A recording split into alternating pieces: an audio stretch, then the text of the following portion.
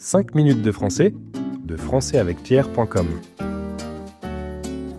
Salut tout le monde et bienvenue dans 5 minutes de français. Salut Sébastien. Salut Judith, prête à remonter un peu le temps aujourd'hui ? Avec plaisir.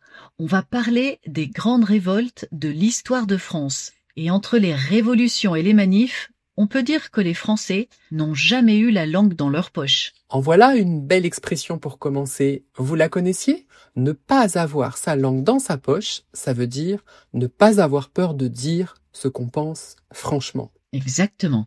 Et comme d'habitude, j'ai une petite question pour toi avant de commencer. Quelle révolte ouvrière du 19e siècle a donné naissance au slogan « Vivre en travaillant ou mourir en combattant » ? A. La révolte des Canuts. B. La Commune de Paris. C. La révolte des mineurs de Carmaux. Je suis pas très calée en histoire, mais je dirais la révolte des mineurs de Carmaux. Réponse dans quelques minutes. En attendant, on plonge dans l'histoire. Et juste avant, vous pouvez noter l'expression « être calé » que je viens d'utiliser. Elle signifie être très instruit sur un sujet.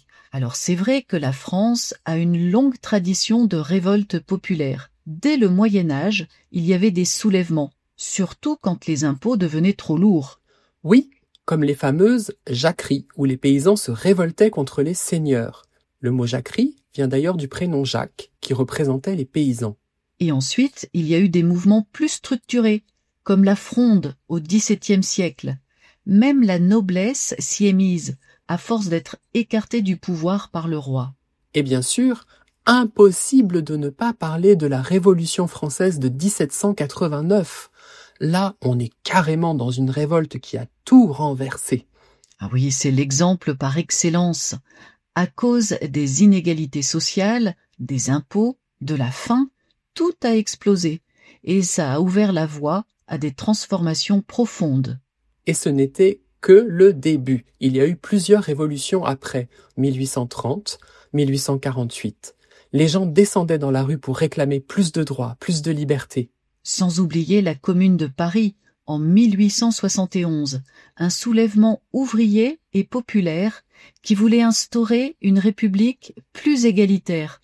Malheureusement, ça s'est très mal terminé. Ah oui, la répression a été terrible, des milliers de morts, surtout pendant la semaine sanglante.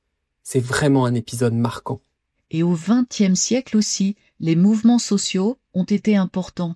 Mai 68, par exemple, c'était à la fois une grève étudiante, ouvrière et une révolte culturelle. Oui, avec des slogans devenus cultes comme « Il est interdit d'interdire » ou « Sous les pavés, la plage ». C'était plus qu'une manifestation, c'était un vrai tournant dans la société. Et aujourd'hui encore, les mobilisations sont fréquentes. Gilets jaunes, réforme des retraites, crise climatique, on a toujours cette culture de la contestation. C'est sûr.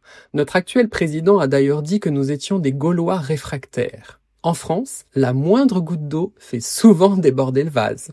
Oui, mais c'est aussi une façon de participer à la démocratie, même si parfois ça déborde. Super expression d'ailleurs. On en reparle dans quelques instants.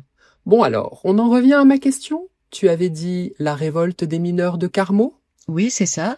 Eh bien, ce n'est pas la bonne réponse. Il s'agissait de la révolte des Canuts, qui a eu lieu en 1831 à Lyon. C'est l'une des premières grandes insurrections ouvrières en France. Les tisseurs de soie, appelés Canuts, se sont soulevés pour protester contre la baisse de leur salaire et les conditions de travail difficiles. Le slogan « Vivre en travaillant ou mourir en combattant » est devenu emblématique de leur lutte. Merci pour le cours d'histoire, Sébastien. C'est très intéressant. Bon, on fait un petit point vocabulaire ? Allons-y. On commence avec « ne pas avoir sa langue dans sa poche » qui signifie ne pas avoir peur de dire ce que l'on pense franchement.